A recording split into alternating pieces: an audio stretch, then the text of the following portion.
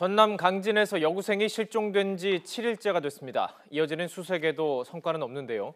갈수록 민심은 흉흉해지고 있고 또 스스로 목숨을 끊은 용의자 추정 그 50대의 남성 집과 식당에 매물로 나온 것으로도 확인이 됐습니다.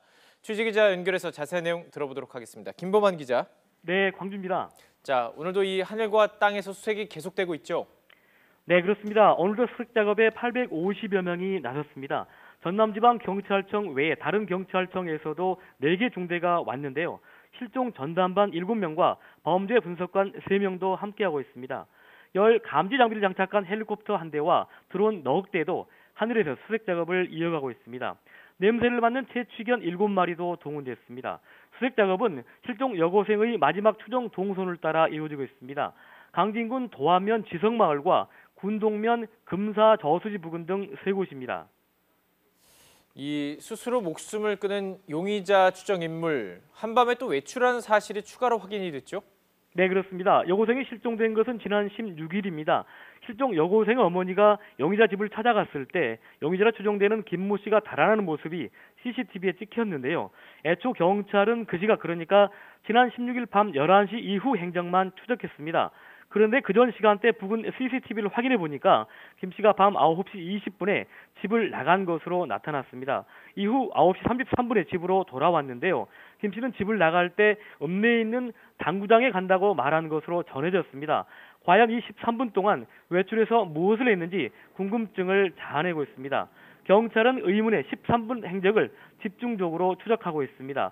의문은 또 있습니다. 앞서 밤 9시 11분쯤에 집에서 4km 떨어진 저수지 부근에서 김 씨의 휴대전화가 켜져 있었던 사실이 확인됐습니다. 집을 나가기 9분 전인데요. 이게 휴대전화 발신 오류인지 아니면 물리적으로 왔다 갔다 할 수 있는 동선인지도 캐고 있습니다. 네, 그런데 스스로 목숨을 끊은 김 씨, 자신의 집과 식당 등을 팔려고 내놓았다고요?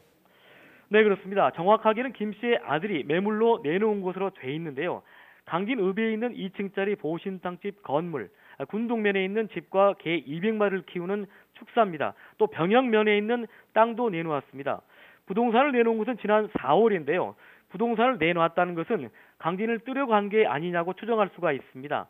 상당한 재력이 있는 김 씨가 왜 부동산을 모두 내놓았는지 의문이 커지고 있습니다. 부동산이 여기저기 흩어져 있어서 내놓았다는 입장인데요.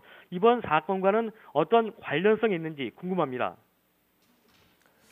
자, 이번 그 여고생 실종 사건으로 강진의 민심도 흉흉해지고 있다는데요. 어떻습니까? 네, 그렇습니다. 전라남도 강진은 유홍준의 책 덕분에 남도 답사 1번지로 유명합니다. 다산 정약용 선생이 18년 동안 유배 생활을 하면서 많은 저서를 남긴 곳인데요. 다산초당과 도요지를 비롯한 청자 박물관, 마량의 놀토 수산시장, 가우도 출렁다리, 회춘탕 등 볼거리와 즐길거리, 먹거리도 다양합니다. 그런데 강진은 외국에서 큰 지진만 나면 이름이 언론에 오릅니다. 규모 몇 도의 강진이라고 표현하기 때문인데요. 그래서 강진군에서는 제발 강한 지진으로 써달라고 읍소합니다. 여기에 여고생 실종 사건으로 갈수록 민심이 흉흉해지고 있습니다. 특히 지난 2000년과 2001년, 지금은 25살이 됐을 김하은, 김성주 2명의 초등학생이 잇따라 실종됐는데요. 아직도 두 여학생은 집으로 돌아오지 못하고 있습니다.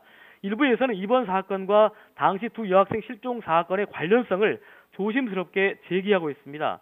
자살한 김 씨의 가족과 실종 여고생을 둘러싼 여러 소문도 무성한데요. 아무쪼록 여고생의 행적이 빨리 확인되길 바랄 뿐입니다. 지금까지 광주에서 YTN 김범환입니다.